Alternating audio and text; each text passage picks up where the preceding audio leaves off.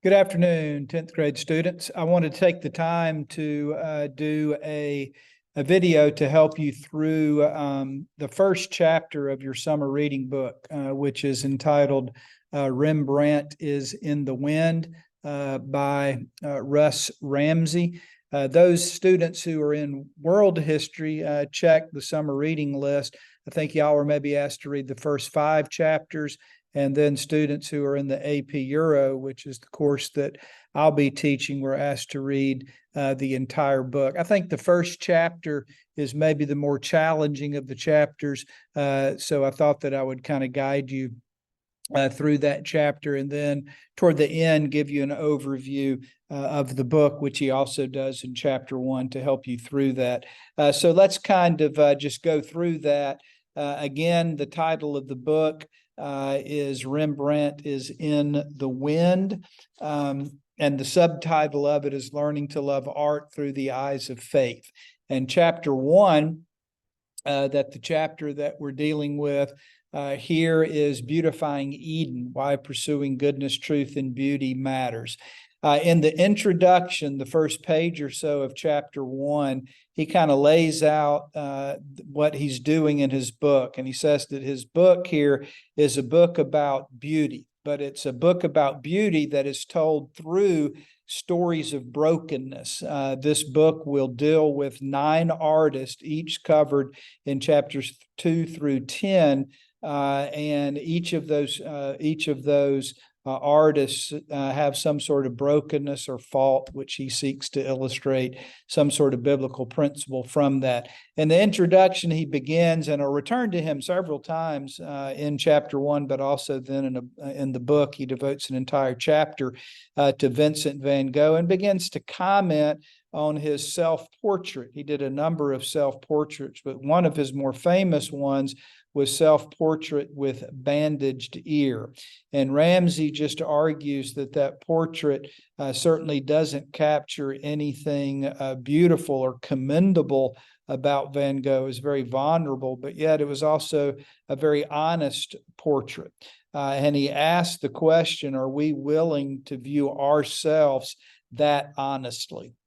That we're people with faults, that we're people with brokenness. And he also reminds us in the introduction of this very complex character, Vincent van Gogh, that most of his significant work was done actually in an insane asylum. There's a picture of that portrait that I referenced, a picture, the self-portrait of Van Gogh with bandaged ear.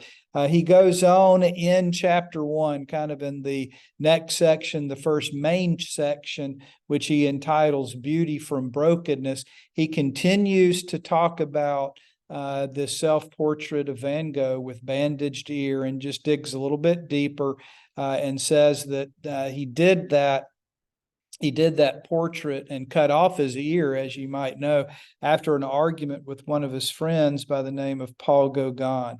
That Van Gogh was prone to outbursts. He was a very troubled soul. He wasn't beautiful, so to speak, but he was very honest. And again, are we willing to admit those things about ourselves as we face our faults?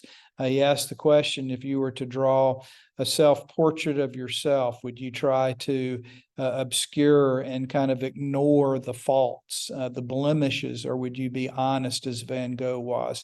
That portrait is worth millions of dollars today. And Ramsey, I think, draws some interesting conclusions there, kind of analogies that Ramsey suggests that is how God, in fact, sees us.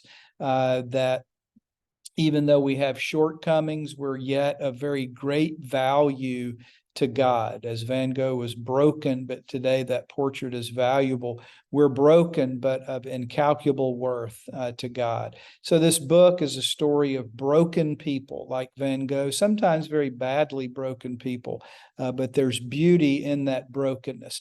And then in the next section, kind of the second major section, if you count the intro, the third section of chapter 1, he entitled that Goodness, Truth, Beauty, Work, and Community. and begins in that section by asking the question, what makes humanity distinct from all other life? How are we different from all other life forms? And he points to these, as have others. It's not just Ramsey who's done this, that what makes us unique is that we pursue certain things that are transcendentals, that are kind of beyond us, or just kind of a mere earthly or biological life, so to speak, that we think about and pursue goodness, truth, and beauty, and that those three things were in fact established by God. He then goes on and builds on that in that section and talks about 5 observations that kind of build on this idea of goodness, truth, and beauty that we can glean from the first couple of chapters of Genesis 1 and 2, which you're very familiar with. But those 5 things that he talks about and gets us to ponder are goodness, that God created everything and said that it was good, and that we are called to be good and to do things that are good. From the very beginning, there was also this idea of truth.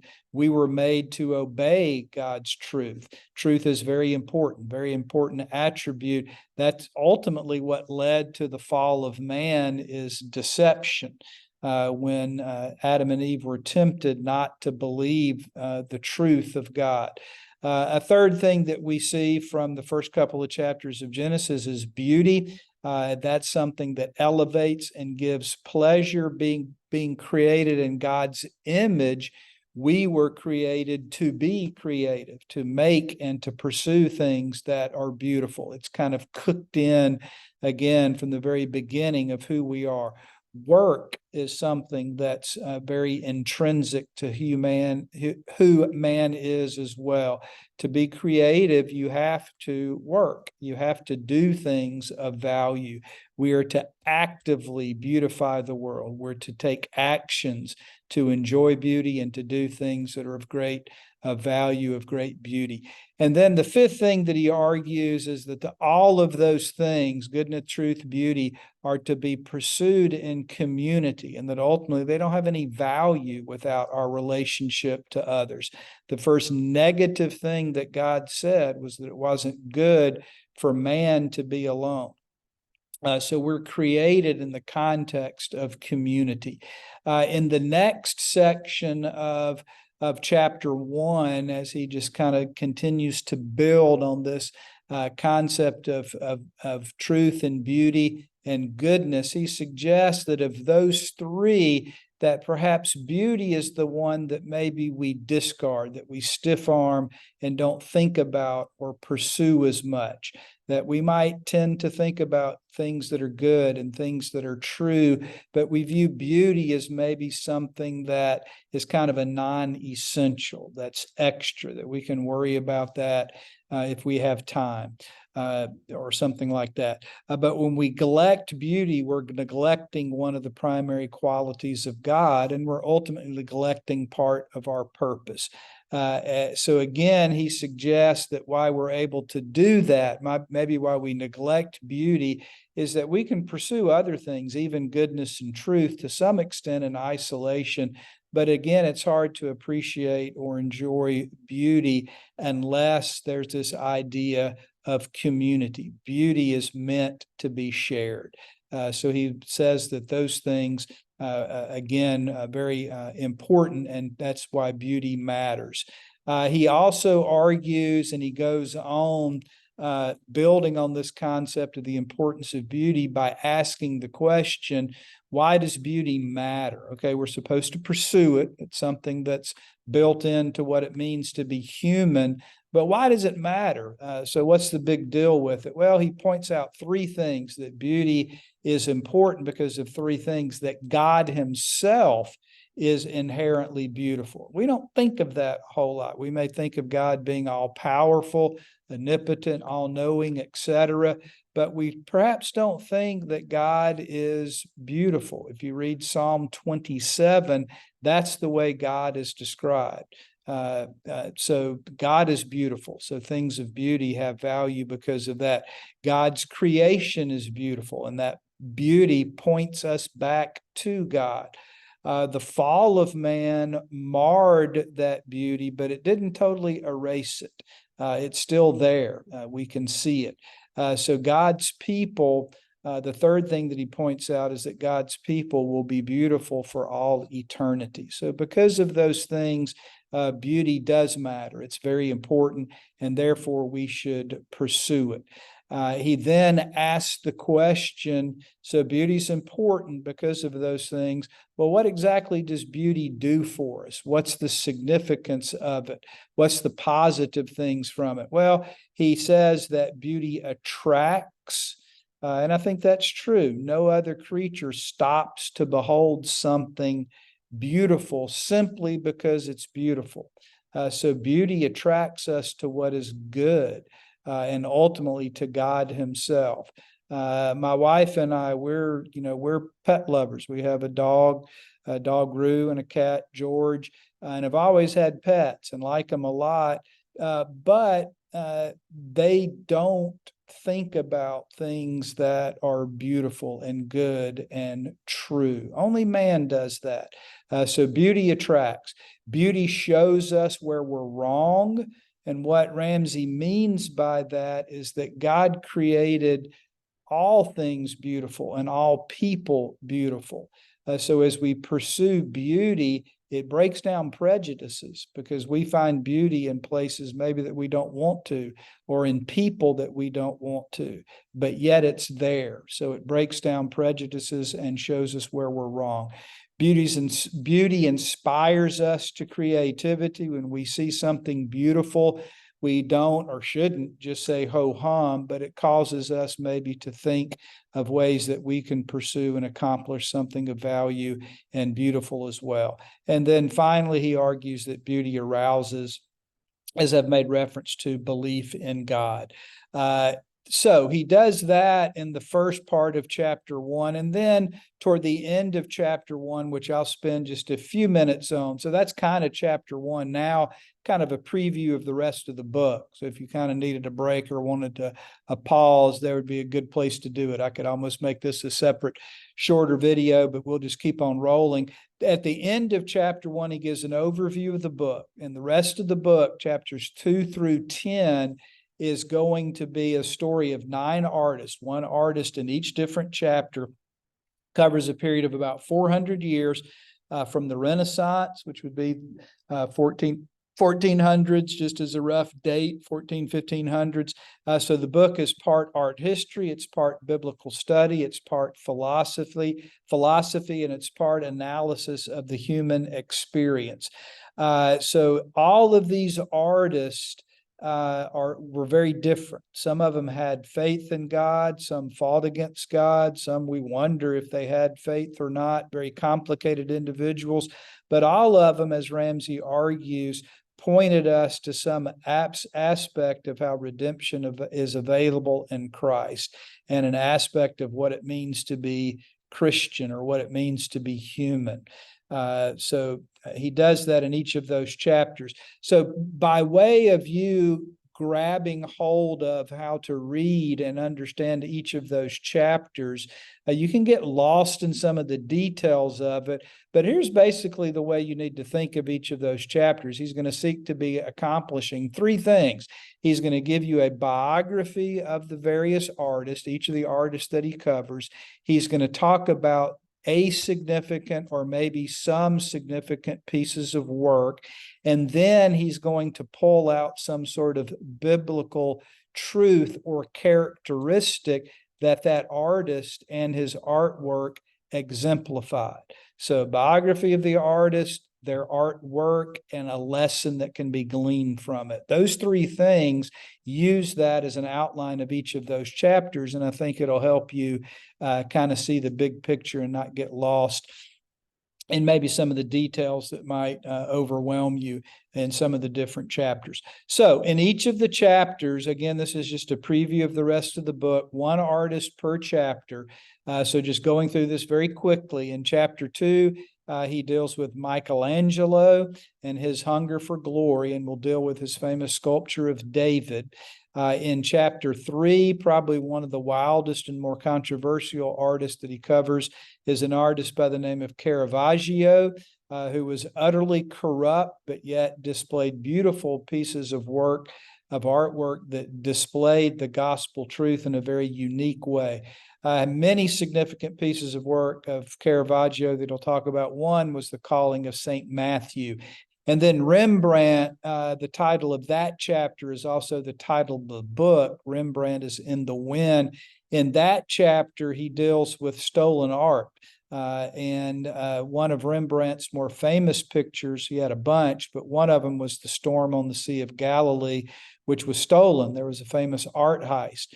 So Ramsey uses that to talk about brokenness in the world and what can be done about it. Vermeer is the artist in the next chapter that he covers, and the lesson he wants us to see from that is none of us operate in a vacuum. We all build on the technology and accomplishment of others that came before us, as Vermeer used kind of an early camera called the camera obscura. He had a lot of famous paintings. The Milkmaid is probably one of the more important ones. The Girl with the Pearl Earring is another. And then Basile, the next chapter, he'll delve into not just the importance of us building on other people's advances, but in that chapter on Basile, the importance of us actually being able to rely on others, other people, individuals, as Basile did. And in that famous picture, Studio 9, he paints in that picture, which you'll see in a moment, some of his dear friends that supported him in his artistic career as well as his life. The next chapter, Van Gogh, who we've already touched on, a guy who chased beauty that eluded him, a very disturbed man, but yet created some pretty impressive pieces of work. A lot of his work is talked about. The Red Vineyard is one of those. You've probably heard of some of these artists that I've mentioned at this point, perhaps these last three, maybe not so much. The only African-American artist that he deals with is Henry O. Tanner, and he explores these concepts of race, dignity of the marginalized, and complicated choices that Tanner had to make. And one of his more famous pictures was The Thankful Poor. And then in chapter 9, I guess it would be, he deals with Edward Hopper, who was probably of the 9 artists that he dealt with, is probably the one that bugged me the most for some reason. He just came across as a pretty selfish guy. I thought he was kind of mean to his wife, but he explores the human problems of loneliness and isolation, and argues from Hopper that talent and fame can't give us what our heart ultimately hungers for. Had a lot of important artworks, but Nighthawks is probably one of the more familiar or significant ones. And then the only female artist that he deals with in the last chapter is Lilas Trotter, and he explores the idea of pursuing something, forsaking something good for something greater, and deals with the joys and sorrows of obedience, as she made the choice to become a missionary as opposed to being an artist for most of her life. And one of her more significant pieces of work is called Prepared as a Bride. So that gives you an overview of what the rest of the book does. And then in conclusion, maybe without a whole lot of comments, I'll try to go through these fast just so you can see them. By way of introduction, there's Michelangelo's sculpture of David. Of course, it was a full sculpture, and it is a nude, so you'll have to be mature as you look and deal with that. And then there's Caravaggio, again, the guy who was very, very corrupt and kind of a wild man, but created great pieces of work that illustrated some of the truths of the gospel. There's his work, The Calling of St. Matthew. There's Rembrandt. That's the picture on the cover of the book that's dealt with in the chapter on Rembrandt, The Storm on the Sea of Galilee. That'll be dealt with a lot in that chapter, but if you look at that picture, you can see the blue, the figure in blue in the boat that's kind of almost staring out at you. That's Rembrandt himself as he painted himself into that portrait. So Rembrandt is in the Wind is the title of the book. There's Vermeer, the milkmaid. He again used a camera obscura to do some of his portraits. That's a very technical and scientific chapter, but a pretty fascinating one as he relied on technological advances of others. And there's Bazille and his work, Studio 9, that I mentioned to you earlier, and you can see all of his friends in the Impressionistic movement that were so very supportive of him in his life and in his artistic career. There's Van Gogh, who we've already touched on a good bit, and his Impressionistic picture called The Red Vineyard. Such a complicated, complex man that chapter explores. And there's the portrait of Henry O. Tanner, or the picture that Tanner painted called The Thankful Poor. Again, that chapter, the only African-American artist featured in the book, deals with race and dignity of the marginalized, etc. And then Edward Hopper, there's his famous picture called The Nighthawks, as the theme of loneliness and isolation are pursued. And then finally, Lilias Trotter, the only female that he deals with, the joys and sorrows of obedience. And there's her picture, famous picture of a mountain that's entitled Prepared as a Bride. So that gives you some of the overview of what these pictures look like. So I hope that gives you kind of an overview of the book and a pretty good summary of chapter 1 there. Good luck.